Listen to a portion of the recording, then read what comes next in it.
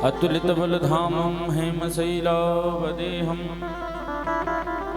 धनुजवनकृशानुं ज्ञानिनामाग्रगण्यं सकलगुणनिधानं वानराणामधीशं रघुपतिप्रियभक्तं वातजातं नमामि। श्री राधे मेरी मात है, पिता मेरे घनश्याम, इन दोनों के चरण में मेरा बारंबार प्रणाम। चिंता सारी मिट गई, लिया जो तेरा नाम। गजब कृपा है आपकी हे पवन पुत्र हनुमान।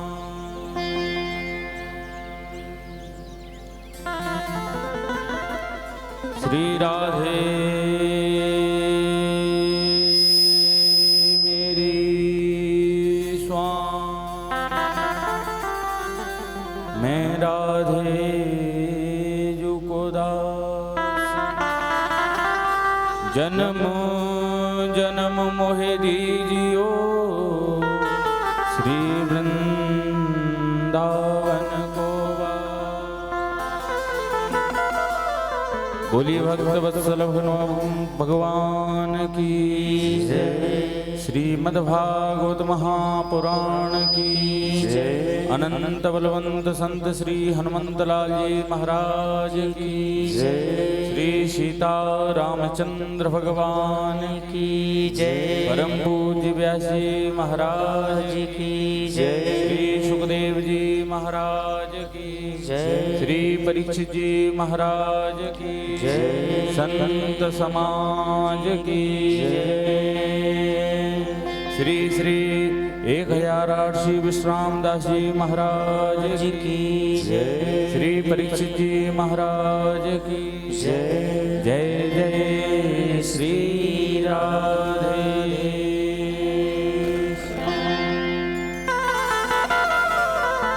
परम मंगलमय परात्पर अखिलेश्वर कारण करुणा वरुणालय वक्तवांछाः कल्पतरु श्री तडिद्युत विनिंदित पीतांबरधारी प्रभु श्री बालकृष्ण लाल अनंत बलवंत संत श्री हनुमंतलाल जी महाराज, काशीवासी कैलाशवासी भगवान भूत भावन भोलेनाथ, उनकी अर्धांगिनी शक्ति माँ गौरा मैया पार्वती,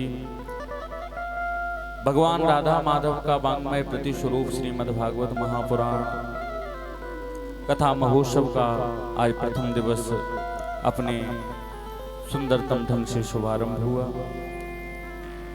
कथा सत्र में समुपस्थित समस्त मातृशक्ति भाई बंधु आप सभी के हृदय में विराजमान भगवान राधा माधव की उस दिव्य झांकी को प्रणाम करते हुए सम्मुख बैठे विराजे समस्त श्रोताओं को प्रेम भरा राधे राधे। हमारी छोटी छोटी बहनों से भी राधे राधे। मंचस्थ समस्त आचार्यगण विप्रबंधु, माँ सरस्वती के उपासक, संगीत के उपासक, समस्त संगीत कलाकार सभी से राधे राधे। मुख्य मनोरथी के रूप में विराजमान श्रीमती संगीता देवी, श्रीमान सरताज सिंह यादव जी एवं यज्ञपति के रूप में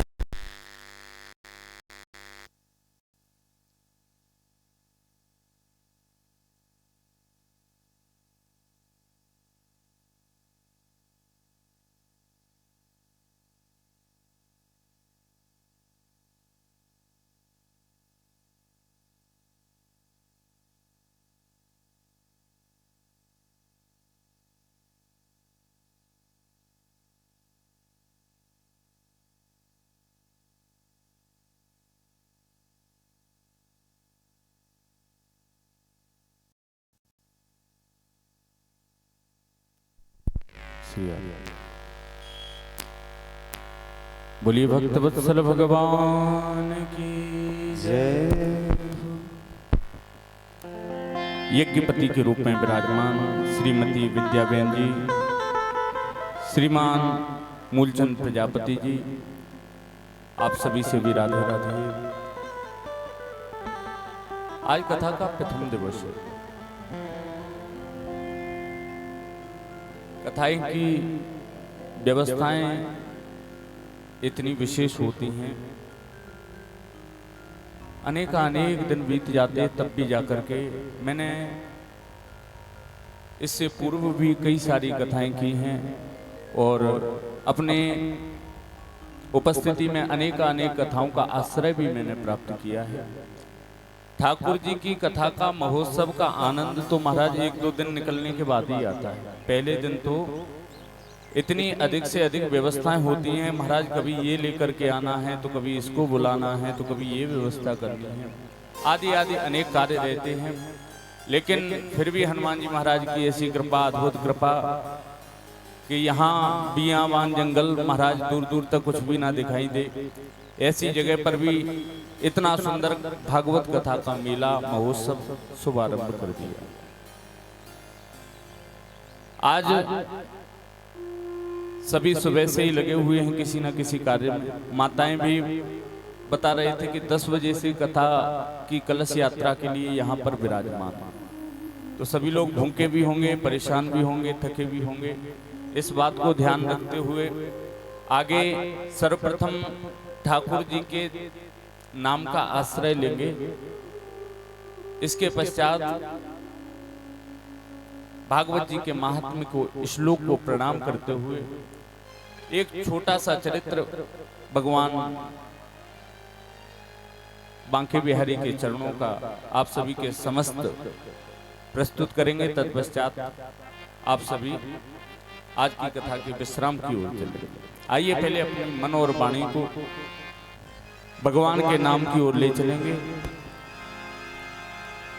बड़े भाव से करतल ध्वनि करते हुए।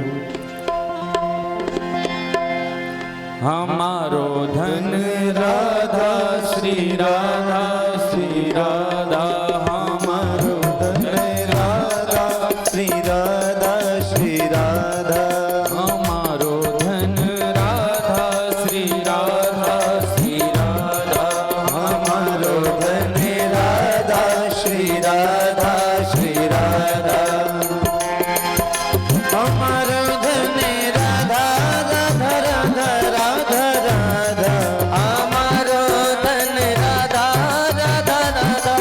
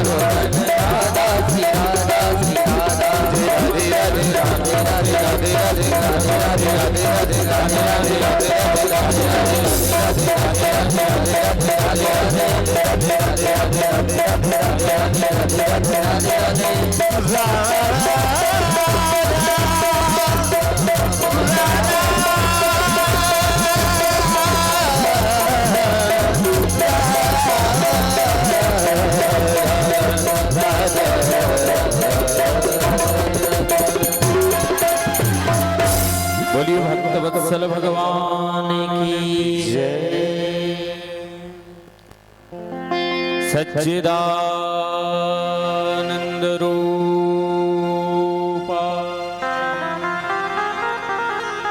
विश्वोत्पत्त्यादि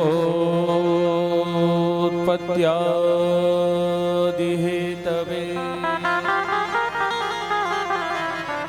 तापत्रय विनाशाय श्री कृष्णाय वयम्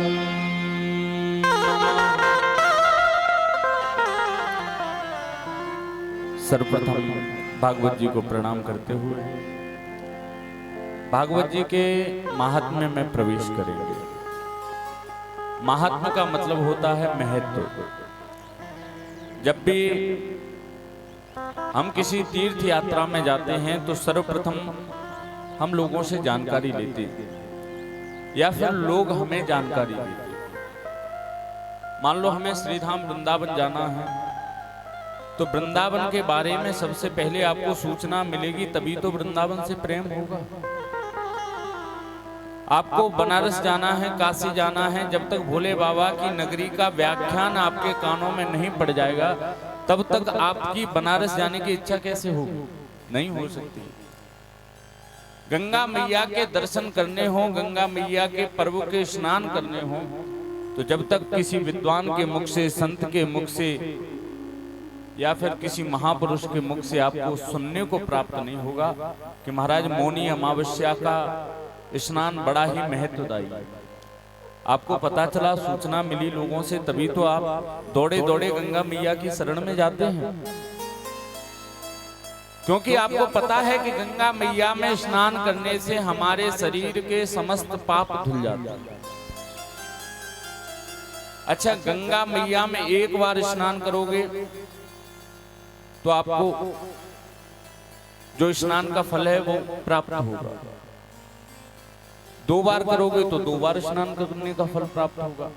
आप जब गंगा मैया में प्रवेश करते हैं, आप एक बात विचार करना कि गंगा मैया की धारा तीव्रता से बही चली आ रही है और आपने घाट के द्वारा सीढ़ियों से उतर करके धार में प्रवेश किया और धार में प्रवेश करते ही आपने एक डुबकी लगाई और डुबकी लगा करके जैसे ही बाहर निकले, आप विचार करके देखो, जिस जल में आपने डुबकी लगाई थी वो जल तो आगे की ओर चला गया, वो तो वहां रुका ही नहीं।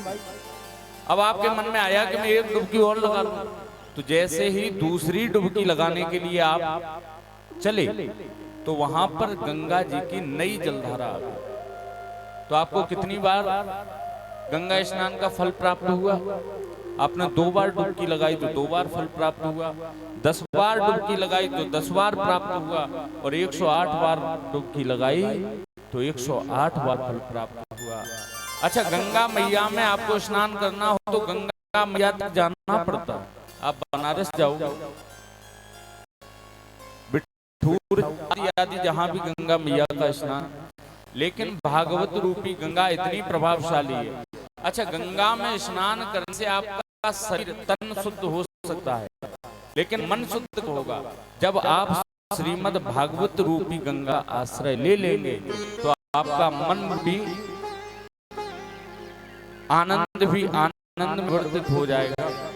आपका तन तो गंगा मैया के जल से शुद्ध हो सकता है, लेकिन भैया मन तो भागवत रूपी गंगा का श्रवण पान करने से ही शुद्ध होगा। आपने कई बार भागवत सुनी, लेकिन जिस प्रकार से एक बार स्नान करने से फल होता है, उसी प्रकार से भागवत जितनी बार सुनोगे आपको उतनी बार फल प्राप्त होगा। बोली भागवत भगवान की। ऐसी सुंदर की कथा है। भागवत का सुंदरतम अर्थ है भामति, गा माने ज्ञान, बा माने वैराग्य, ता माने त्याग। भक्ति और वैराग्य त्याग जिसमें धारा बह रही है वो वही श्रीमद् भागवत है। महत्व का मतलब होता है ये भागवत कितनी फलदायी है, भागवत हम क्यों सुनते हैं, भागवत हम क्यों कराते हैं, भागवत सुनने से हमें क्या लाभ होता है, इस भागवत का शुभारंभ कब हुआ, किसने गाया, किसने सुना और किसको किस फल की प्राप्ति हुई, ये सारी बातें भागवत जी के महात्म्य में वर्णित है। तो हम सबसे पहले भागवत जी के महात्म्य में प्रवेश करते हैं। सच्चिदानंद रूपाय, महात्म्य का प्रथम श्लोक है सच्चित आनंद, जो प्रभु आनंद की राशि हैं, विश्वोत्पत्त्यादि हेतवे, विश्व की उत्पत्ति पालन संहार करने की जिनमें सामर्थ्य है, तापत्रय विनाशाय, तीन प्रकार के ताप होते हैं, दैहिक दैविक भौतिक, जिनमें तीनों प्रकार के तापों को शांत करने की क्षमता हो, ऐसे प्रभु भगवान श्री बांके बिहारी के चरणों में हम प्रणाम करते। श्री कृष्णाय वयम नमः, श्री माने राधा जी, कृष्णाय माने भगवान ठाकुर जी, वयम माने हम और आप, नमः माने नमस्कार प्रणाम करते हैं। सबसे पहले ठाकुर जी के चरणों का आश्रय लेंगे, क्योंकि यदि आश्रय नहीं लेंगे तो अगले 7 दिनों तक हमारा मन भटकता रहेगा, और पहले से ही आश्रय ले लेंगे। आश्रय कैसे लेना है, जिस प्रकार से महाभारत के युद्ध में अर्जुन ने भगवान श्री कृष्ण को शिष्यस्ते हम सादे माम त्वाम प्रपन्नम, हे प्रभु मैं आपका शिष्य हूँ, आप मेरे गुरु हैं, लेकिन सखा और पार्थ का भाव तो ये चलता ही रहेगा, सर्वप्रथम मैं आपके चरणों का आश्रय लेता हूँ। जैसे ही अर्जुन ने भगवान कृष्ण के चरणों का आश्रय लिया, संपूर्ण ज्ञान गीता का ज्ञान उनके हृदय में उतर गया, और जो माया मोह का जो बंधन था सबसे मुक्त हो गए, और अंत में भगवान में ही समा गए। तो ऐसी भागवत की महिमा है। आगे चल करके कहते हैं इस भागवत का शुभारंभ कैसे हुआ। अच्छा, हमको 7 दिन की कथा करनी है तो हम कितना विचार करते हैं। सर्वप्रथम मुहूर्त निकलवाया जाए तो हमारे समक्ष बैठे श्रीमान हरकीरत जी ने इस कथा का सबसे पहले मुझे सूचित किया कि महाराज जी इस कथा का आयोजन होना है और जल्दी से जल्द होना है। बस एक समय, एक तिथि, एक मुहूर्त निकाल करके रखना जिसमें लोगों को भी परेशानी ना हो, हमें भी परेशानी ना हो, आपको भी कहने में परेशानी ना हो, सब लोग फ्री होकर के कथा श्रवण कर सके। तो हमें 7 दिन की कथा सुनने के लिए कितना सारा विचार करना पड़ता है। महाराज ज्यादा सर्दी ना हो, ज्यादा गर्मी ना हो, बारिश का सीजन ना हो, तपतपाती हुई धूप ना हो,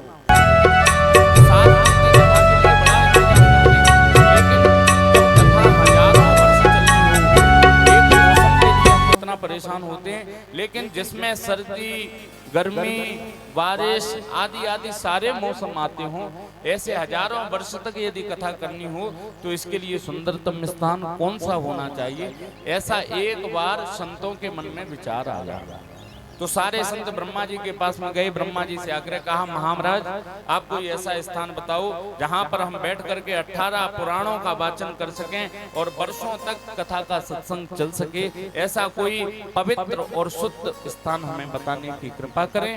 ब्रह्मा जी ने अपना चक्र लिया, चक्र को महाराज घुमाया, घुमा करके छोड़ दिया, चक्र दौड़ा दौड़ा अनेक राज्यों में गया, भारतवर्ष की अनेक कोने में गया, लेकिन जहां पर उस चक्र की नेमी समाप्त हो गई और जो चक्र वहां पर जाकर के गिर गया, उसी क्षेत्र को हम नैमिषारण्य कहते हैं।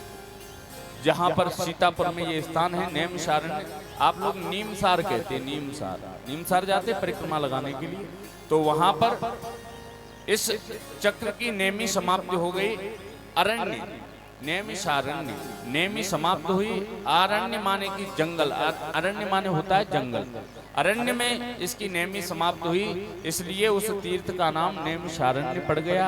आप कभी दर्शन करने के लिए जाएंगे तो वहां पर व्यास गद्दी, सूत गद्दी और जो चक्र है वहां पर चक्र तीर्थ बना हुआ है। कहते हैं उस चक्र तीर्थ की जो परिक्रमा 4 बार कर लेता है उसे 84 लाख योनियों में भटकने की कोई आवश्यकता नहीं। ऐसा सुंदरतम स्थान 88,000 ऋषि एकत्रित हुए। सूत जी महाराज को बुलाया, व्यास आसन पर विराजमान किया। सबसे पहले प्रश्न किया, नैमिषे सूतमासीन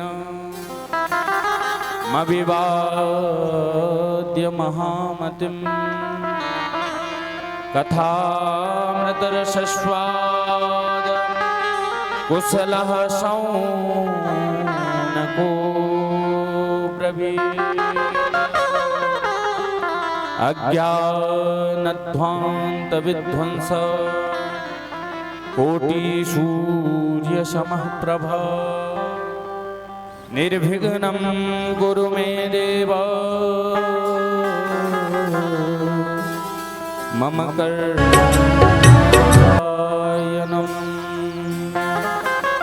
सूताध्यायी कथा सारम मम कर्ण रसायन। सोनकादिक ऋषि बैठे थे। सूत जी महाराज बड़े विद्वान थे, कम उम्र के थे, लेकिन महाराज अवस्था नहीं देखी जाती है। जब हमारे यहाँ किसी व्यक्ति में ज्ञान अधिक हो, हमारे यहाँ आयुवान व्यक्ति को वृद्ध नहीं कहा गया है, हमारे यहाँ ज्ञानवान व्यक्ति को वृद्ध कहा गया है। आयुवान हो गए लेकिन किसी शास्त्र का ज्ञान नहीं, किसी समाज का ज्ञान नहीं, तो महाराज कैसे बुजुर्ग? लेकिन हर चीज का ज्ञान है, तो छोटी सी अवस्था वाला व्यक्ति भी महाराज आयुवान कहलाता है। सूत जी महाराज मात्र 20 वर्ष के सोनकादिक ऋषि, जिनके समय में न जाने कितनी चतुर्युगियां व्यतीत हो गई। सतयुग, द्वापर, त्रेता, कलयुग, ऐसे कई युग बीत गए, लेकिन उनका शरीर समाप्त कभी नहीं हुआ। उन्होंने पूछा, महाराज क्या बताऊं, आप करोड़ों सूर्यों के समान प्रकाशमान हैं और हमारे हृदय में अंधकार छुपा हुआ है। आप अपने प्रकाश के चक्र से हमारे हृदय में बैठे हुए अंधकार को धीरे धीरे करके काट दो। ऐसी हम आपसे ज्ञान की अभिलाषा रखते हैं। और वो ज्ञान कैसा हो? भक्ति ज्ञान वैराग्य। तो भक्ति ज्ञान और वैराग्य को बढ़ाने वाला हो। ऐसा ज्ञान नहीं हो कि जिसको सुनने से हमारे चित्त से श्याम सुंदर निकल जाए। ठाकुर जी के मन में हमारे मन में ठाकुर जी के प्रति जरा सी भी श्रद्धा हो और हम महाराज ऐसी जगह जाकर के रंग मंच की कथाएं सुन लें कि हमारे मन से आस्था, श्रद्धा, निष्ठा सब खत्म हो जाए।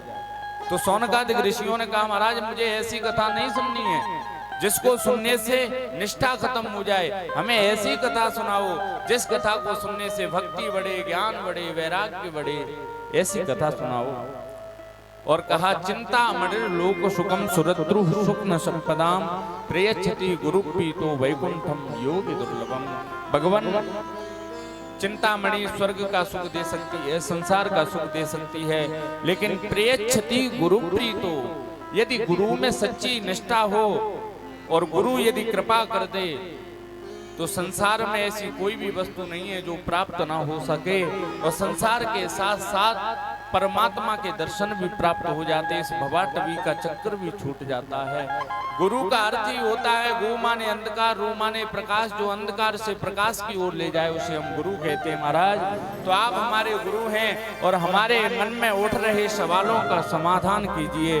जब इस प्रकार से कहा तब सूत जी ने कहा, प्रीति शौनक चित्ते ते हतो वच्मि विचार्य चह सर्व सिद्धांत निष्पन्नम संसार भयनाशनम।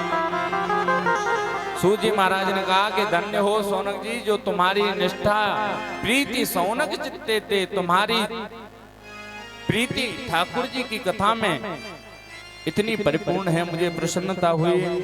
और वास्तविकता प्रीति ठाकुर जी के चरणों में ही रखनी चाहिए, क्योंकि ये जो जीवन हमें प्राप्त हुआ है सिर्फ ठाकुर जी से मिलने के लिए हुआ है। लेकिन हम ठाकुर जी को भूल गए हैं और हम कर क्या रहे हैं? इस संसार में उलझन की भीड़ में गुम है जिंदगी। महाराज कार्य कर रहे हैं लेकिन जिंदगी का अता पता नहीं है। तो जिंदगी कहाँ है? तो भागवत जी के महात्म्य में लिखा है कि जन्म तो हमने ले लिया, लेकिन जन्म के बाद में हमारी सांसें कब रुक जाएं इसका कोई भरोसा नहीं। एक प्रकार से आप समझिए एक विशाल अजगर ने अपना मुंह खोल रखा है और उस मुख के अंदर हमारा शरीर विराजमान है, हम विराजमान हैं। अब आप विचार करके देखो कि हमारी सांसें कब तक जीवित हैं? जब तक वो अपने मुंह को खोले हुए है, और जैसे ही वो अपने मुंह को बंद करेगा महाराज हमारी गोविंदाय नमो नमः हो जाएगी। काल ब्याल मुख ग्रास त्रास निर्णास हेतवे श्रीमद् भागवतम शास्त्रम कलौकीरेण भासितम। काल ब्याल मुख ग्रासा, काल रूपी अजगर के मुख के हम ग्रास बने हुए, लेकिन इस भय से अगर हमें मुक्त होना तो श्रीमद् भागवतम शास्त्रम, भागवत की कथा का आश्रय ले लो। अच्छा, भागवत की कथा का आश्रय लेने से क्या होगा? परीक्षिते कथा वक्तुम सभायाम संस्थिते सुखे सुधा कुम्भम गृहीत्वैव देवास्तत्र समागमन्। इस कथा का आश्रय किसने लिया? महाराज परीक्षित ने लिया। और परीक्षित ने जैसे ही आश्रय लिया, 7वें दिन आते आते तो उनको ज्ञान हो गया कि शरीर का जन्म होता है, शरीर की मृत्यु होती है, आत्मा की ना कभी मृत्यु होती है और ना ही कभी जन्म होता है, ये तो अजर और अमर है। जैसे ही परीक्षित जी महाराज को संतों का आश्रय हुआ, श्राप लगा, गंगा तट पर पहुंचे, सुखदेव जी का आगमन हुआ, सुखदेव जी ने कथा सुनाना आरंभ किया, संपूर्ण त्रिलोकी में हल्ला हो गया महाराज, क्योंकि राजा परीक्षित भी कोई साधारण सम्राट नहीं थे, संपूर्ण भारतवर्ष के सम्राट थे। जैसे इनको पता चला देवताओं को, तो देवता अपने यहाँ से अमृत का कलश लेकर के पृथ्वी लोक पर आए, सुखदेव जी से आकर के कहा, राज प्रभु ये अमृत का कलश है, इसे ले लो। सुखदेव जी ने कहा क्या होगा? बोले आप इस कलश को ले लो और हमें भागवत रूपी अमृत का दान कर दो।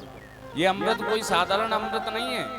जिस समय समुद्र का मंथन हुआ और समुद्र के मंथन से जो अमृत निकला, उसी अमृत को लेकर के आए, जिस अमृत का पान करने से राजा परीक्षित का लगा हुआ श्राप भी महाराज विलुप्त हो जाता, लुप्त हो जाता और राजा परीक्षित बच जाते, ऐसा अमृत लेकर के आए।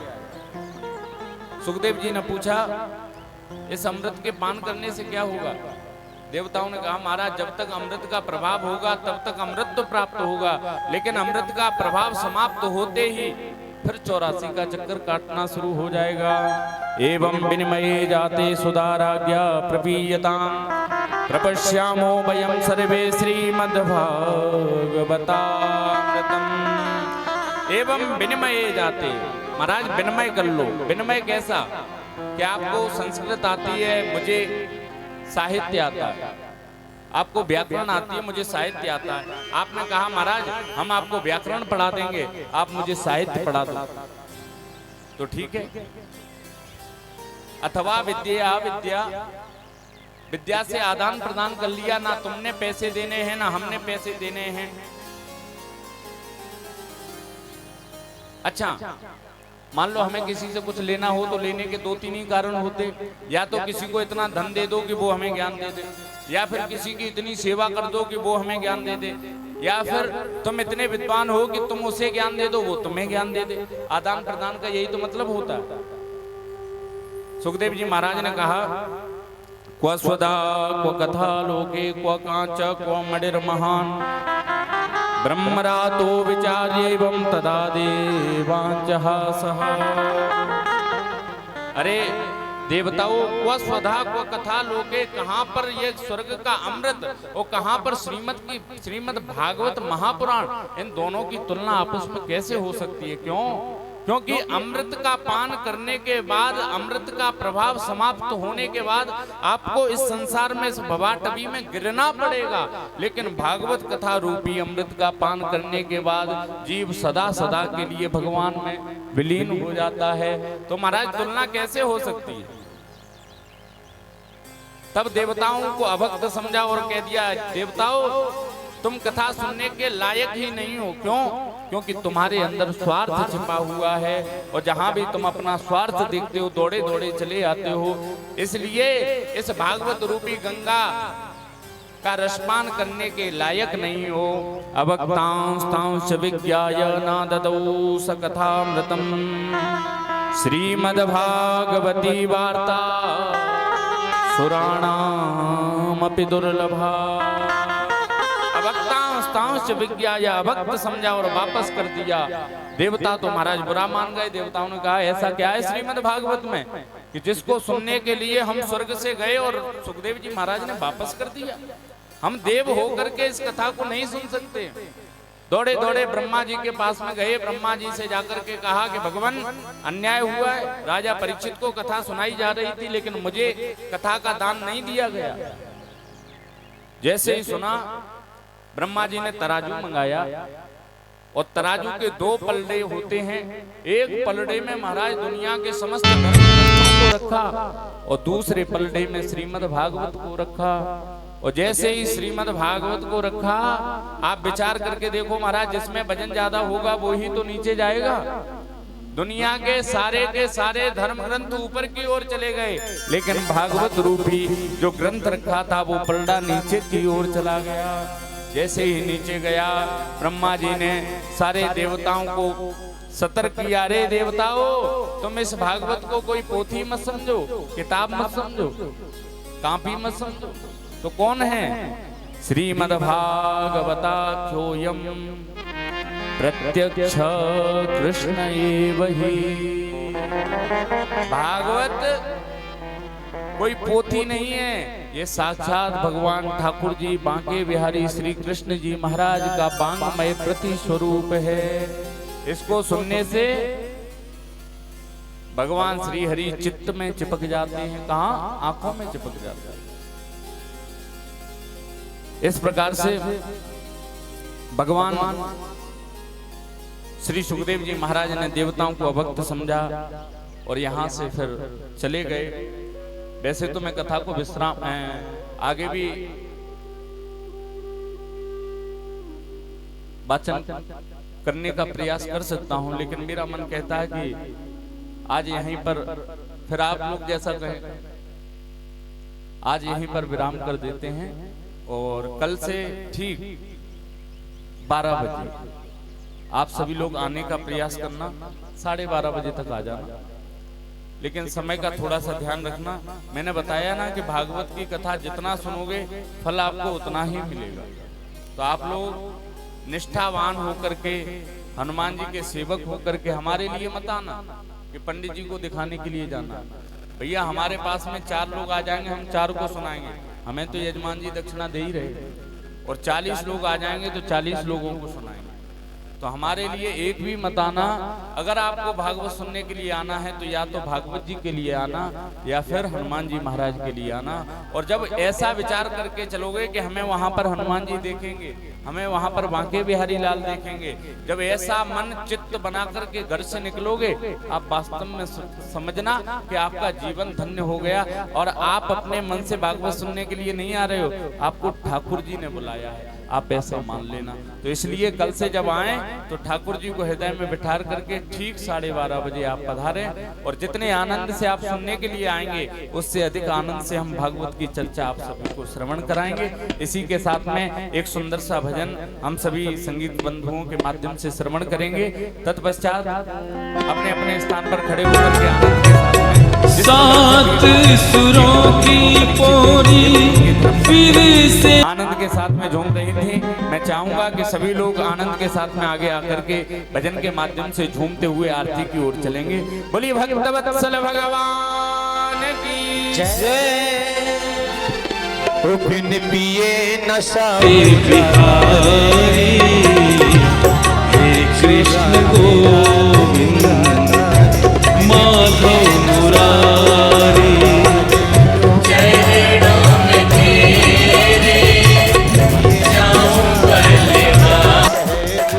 राधे राधे गाता है, ये नशा हो जाता है जो राधे राधे गाता है। जो राधे राधे गाता है, जो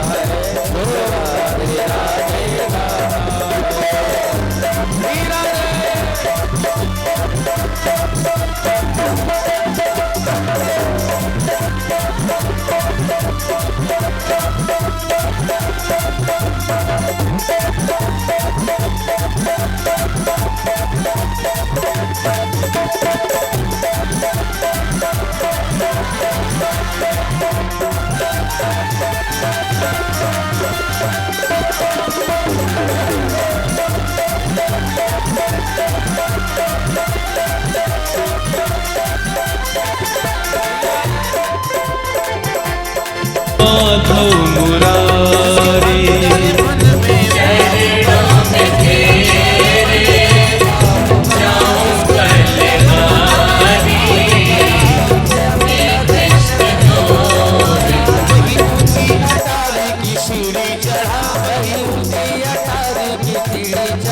वही ऊंची अटारी की सीढ़ी चढ़ा, वही ऊंची अटारी की सीढ़ी चढ़ा, उसे गोभी गोभी बना दिया जाता है। राधे राधे गाता है, बिन पिए नशा चढ़ जाता है। राधे राधे गाता है, जो राधे राधे गाता है, जो राधे राधे गाता है, जो श्यामा श्यामा गाता है, जो श्यामा श्यामा गाता है। बिन पिए को चुराया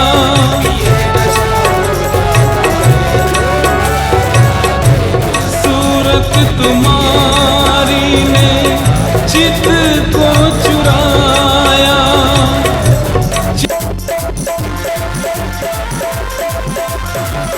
भी दुखाया कभी तो मिलोगे करते रास मुरारी। हे कृष्ण गोविंद माधव मुरारी।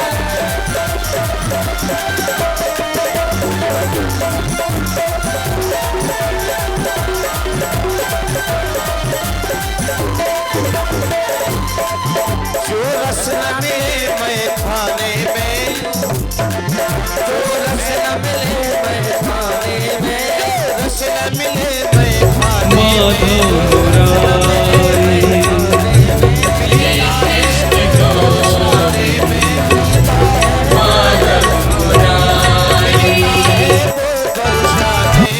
मिलता है वो बरसाने में। फिर